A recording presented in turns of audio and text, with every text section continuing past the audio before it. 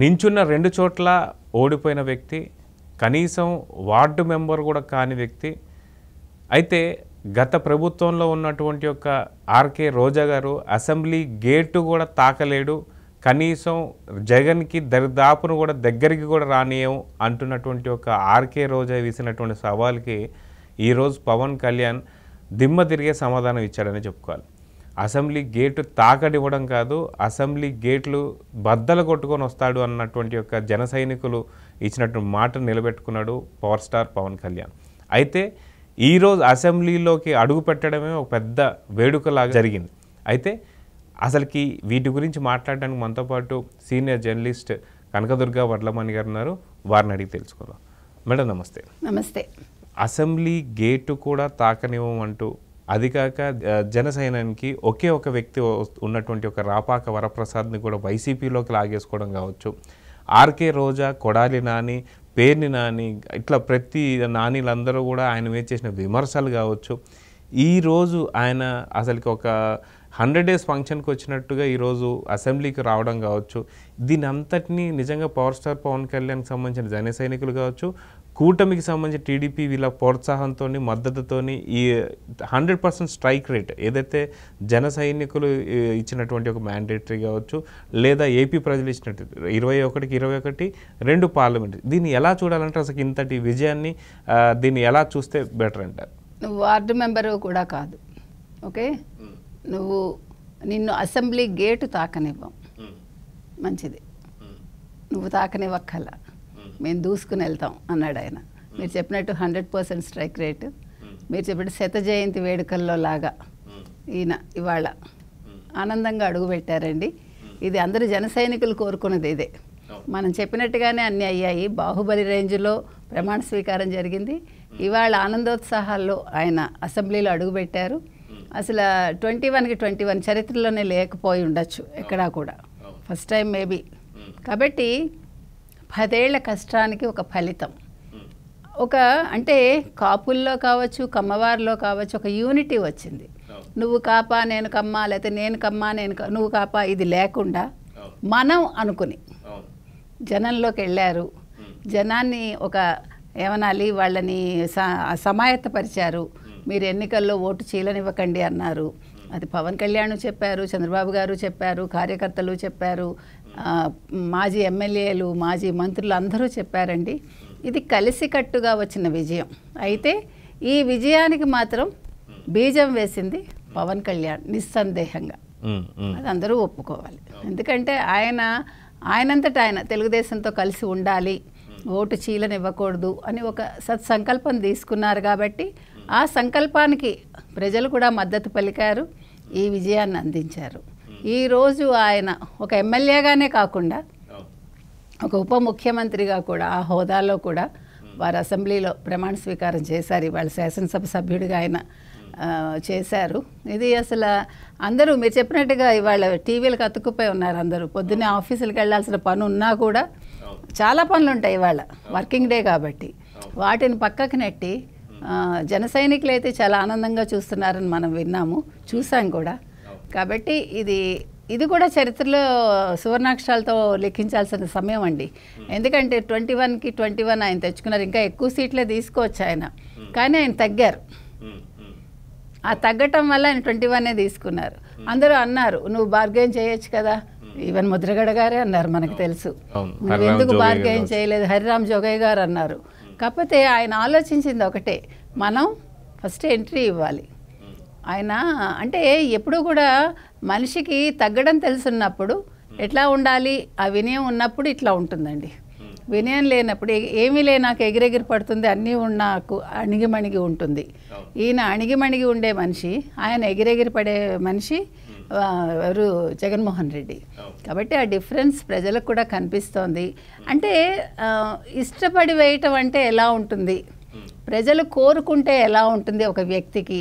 ఇప్పుడు ఎవరి మద్దతు లేకుండా సొంతంగా కష్టపడి మాటలు పడి వ్యక్తిగతంగా కావచ్చు అన్ని విధాలుగా మీరు రోజా వీడియో కనుక మీరు విన్నారంటే నువ్వు భర్తగా ఫెయిల్ అయ్యావు, నువ్వు తండ్రిగా ఫెయిల్ అయ్యావు, నువ్వు సినిమాల్లో పెద్ద హీరోవా, నువ్వు నువ్వు అసలు రాజకీయాలకి పనికిరావు. ఆవిడ వీడియో వినండి మీరు. ఒళ్ళు ఇలాగా అంటుకుపోయేలాగా మాట్లాడింది ఆవిడ. అంటే ఎంత నీచంగా ఒక వ్యక్తి మాట్లాడగలరో అంత నీచంగా ఆవిడ ఎందుకంటే అంత అసహనం నీకు? ఇప్పుడు నువ్వు రాజకీయాల్లో ఉన్నావు, వ్యక్తిగతంగా నువ్వు ఇంకా నీ గురించి చాలా చీప్గా మాట్లాడుతున్నారు అందరూ. మేమేమి చెప్పలే, మేము మర్యాదగానే మాట్లాడుతున్నాం మీ గురించి. కానీ నీ గురించి ఎన్ని రకాలుగా మాట్లాడాలో అన్ని రకాలుగా మాట్లాడుతున్నారు కూడా. అన్ని ట్రోల్స్ కూడా నీ మీద వస్తున్నాయి. కానీ నువ్వంత నీచంగా జగన్మోహన్ రెడ్డిని సంతోషపెట్టడం కోసం పవన్ కళ్యాణ్ని మాట్లాడటం అనేది చాలా తప్పండి. అది ఆవిడ చేసిన పెద్ద తప్పు. ఆవిడ మళ్ళా రాజకీయాల్లోకి అడుగు పెట్టకుండా ప్రజలు చెయ్యాలి మరోసారి. ఎందుకంటే ఇలాంటి వాళ్ళు పనికిరారండి రాజకీయాలకి. మనం ఎందుకు చెప్తున్నామంటే ఇవాళ శాసనసభ చూస్తే పెద్ద పెద్ద వాళ్ళు అక్కడ వచ్చి మాట్లాడారండి. ఒక అబ్దుల్ కలాం కావచ్చు, ఇంకా చాలామంది మహామహులు వచ్చి అక్కడ మాట్లాడారు. ఆ శాసనసభకు ఒక పవిత్రత ఉంది. అది రాజకీయాలకి వేదిక కాదండి. అది మంచి మాటలు వినటానికి, మంచి మార్గంలో శాసనసభ్యులను పెట్టడానికి, ఆ శాసనసభ్యులు సక్రమమైన మార్గంలో మంచి నిర్ణయాలు తీసుకోవటానికి వేదిక తప్ప అది పనికిమాలిన మాటలు, బూతులు మాట్లాడుకోవడం, ఒకళ్ళనొకళ్ళు తిట్టుకోవటానికి ఆలవాలం కాకూడదండి. అయితే గతంలో మనం చూసుకుంటే పవర్ స్టార్ పవన్ కళ్యాణ్ గారు కావచ్చు, కూటమికి సంబంధించి ఖచ్చితంగా ఏదైతే ప్రభుత్వ వ్యతిరేక ఓటును చీలనివ్వను అని చెప్పేసి అంటున్నటువంటి పవన్ కళ్యాణ్ మాటలు కావచ్చు, దీని తర్వాత లోకేష్ గారి మద్దతు కావచ్చు, అదేవిధంగా చూసుకుంటే చంద్రబాబు నాయుడుకి సంబంధించి ఆయన మద్దతు కావచ్చు, వీళ్ళ ముగ్గురు కలయిక అనేది ఏదైతే ఉందో 100కి 100% స్ట్రైక్ రేట్ కొట్టడానికి ఇప్పుడు ఈరోజు చాలా దోహదపడింది అంటే ఏం చేస్తారు? ఖచ్చితంగా 100% అండి. అదే చెప్తున్నాను. ఒక చంద్రబాబు నాయుడు గారు, ఒక పవన్ కళ్యాణ్, ఒక లోకేష్, ముగ్గురు కలిసి త్రిమూర్తుల్లాగా, అంటే వాళ్ళకి ఇంకే ఉద్దేశం లేదు. అంటే డీవియేట్ అవ్వకుండా ఆలోచన కావచ్చు, విధానం కావచ్చు, పని కావచ్చు, ఏకసూత్రంగా పెట్టుకుని ఏకతాటి మీద నడిచి వాళ్ళు మనం గెలవటం ఒకటే లక్ష్యం. మనం శాసనసభలో మళ్ళా మంచి మెజారిటీతో అడుగు పెట్టాలి అనుకున్నారు. చంద్రబాబు నాయుడు ముఖ్యమంత్రిని చేయాలని పవన్ కళ్యాణ్ అనుకున్నారు, లోకేష్ అనుకున్నారు. అది ఫస్ట్ నుంచే అనుకున్న మాట అది. అందుకనే ఏదైతే అనుకున్నారో అనుకున్న సంకల్ప బలం మంచిది కాబట్టి అది అయ్యిందండి. ఈరోజు లోకేష్ కావచ్చు, లేకపోతే పవన్ కళ్యాణ్ కావచ్చు, లేదు చంద్రబాబు నాయుడు గారు కావచ్చు, ఈరోజు శాసనసభలో అడుగు పెట్టడానికి వాళ్ళందరూ కూడా సంఘటితంగా ఉండడం వల్ల అది మెయిన్ అండి. అందుకనే మీరు గెలిచాక ఢిల్లీలో కూడా అందరూ కూడా ఆంధ్రప్రదేశ్ వైపు చూసింది. ఎందుకంటే కలిసి ఉంటే కలదు సుఖం, కలిసి ఉంటే మనం విజయం సాధిస్తామన్న దానికి వీళ్ళు నిదర్శనంగా ఉన్నారు. కాబట్టి ఈ ఎన్నికలు, అందుకే నేను చెప్తున్నా చరిత్ర పుస్తకాల్లోకి ఎక్కాలన్నది. అందుకే ఈ ఎన్నికలు అన్ని రకాలుగా కూడా ఒక పాఠం అండి. ప్రతి ఒక్కళ్ళకి ఒక మార్గ నిర్దేశకత్వాన్ని ఇస్తాయి ఈ ఎన్నికలు. కాబట్టి ఈరోజు పవన్ కళ్యాణ్ గారిని చంద్రబాబు నాయుడు గారు ఆప్యాయంగా పలకరించి హత్తుకుని శాసనసభలో ఆ దృశ్యం కూడా కన్నుల పండుగగా ఉంది. మీకు చూస్తూ ఉంటే వాళ్ళిద్దరినీ ఒక మంచితనం, తర్వాత ఒక తండ్రి కొడుకుల అనుబంధం, అంటే ఇలా ఉండాలండి. కొట్టుకున్నామా, తిట్టుకున్నామా, బూతులు మాట్లాడుకున్నామా, మనం ఏం చెప్తాం ప్రజలకి? ఇప్పుడు ఇలాంటివి ఉన్నాయనుకోండి, ఇది తర్వాతి తరాలకి ఇవి మనం పంపుతాము. అంటే ఇది ఒక సంస్కారం. ఇది ఆ సంస్కారం అక్కడ మనకి ఇవాళ కనిపిస్తోంది. మనకేమి ఎవరు చుట్టం కాదు, పక్కం కాదు, మనకు అవసరం కూడా లేదు. మనకి కావాల్సింది ప్రజలు ఆనందంగా ఉండాలి.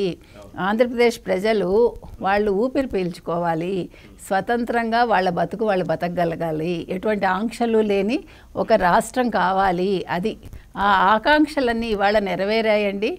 అందుకు ఇవాళ పవన్ కళ్యాణ్ నిజంగానే చాలా, అందుకే ఆయన చేసిన కృషికి చంద్రబాబు నాయుడు గారు కూడా ప్రతి క్షణం ఆయన గుర్తు చేసుకుంటున్నారు. ఆయనతో సమానంగా ట్రీట్ చేస్తున్నారు. మీరు పవన్ కళ్యాణ్ మీరు అబ్జర్వ్ చేశారంటే ఆయన ఎక్కడా ఆయనకి తగ్గకుండా చూసుకుంటున్నారు. ఫోటోలు కూడా ఇద్దరివి పెట్టాలి ప్రతి ఒక్క చోట అన్నది నిజంగా ఏ ముఖ్యమంత్రి తీసుకోరండి అలాంటి నిర్ణయం. అంత గొప్ప నిర్ణయాన్ని చంద్రబాబు నాయుడు గారు కాబట్టి తీసుకున్నారు.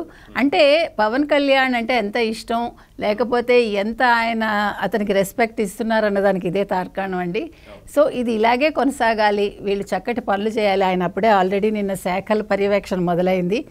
పోడు అడవుల మీద నిర్ణయాలు తీసుకుంటున్నారు. పోడు అడవులు ధ్వంసం చేసిన వాళ్ళని మీరు వదలొద్దని చెప్పారు ఆయన. అదేవిధంగా నిధులు కూడా ఎక్కడా కూడా అంటే ఈ ఉపాధి నిధులు కూడా పక్కదారి పట్టించకుండా చూడమన్నారండి. గ్రామాల్లో కూడా విస్తృతంగా అభివృద్ధి జరగాలని కోరుకున్నారు. ఆయన నిన్న పని మొదలు పెట్టేశారు. ఆయన కూడా చంద్రబాబు నాయుడు గారి బాటలోనే నడుస్తున్నారు పని విధానంలో. 12 గంటలు నిన్న కంటిన్యూస్గా అందరితో ఆయన సమావేశం అయ్యి కలెక్టర్లతో కావచ్చు ప్రతి ఒక్కటి అంటే ఆయన తెలుసుకుంటూ పని చేయిస్తున్నారు. సో అన్నీ కూడా శుభసూచకాలండి. ఇది ఇలాగే కొనసాగాలి. సో చూద్దామని ఖచ్చితంగా అక్కడ ప్రధానమంత్రి మోడీ గారు కూడా ఈ పవన్ అంటే గాలి కాదు ఇది పెను తుఫాన్ అంటూ వ్యాఖ్యలు అయితే చేశారు. అది అందరూ కూడా తెలిసిందే. సో ఖచ్చితంగా వీళ్ళిద్దరి సఖ్యత నిజంగా సుభిక్షమైనటువంటి ఒక ఆంధ్రప్రదేశ్ అభివృద్ధికి తోడ్పడాలని అయితే కోరుకుందాం. నమస్తే. నమస్తే.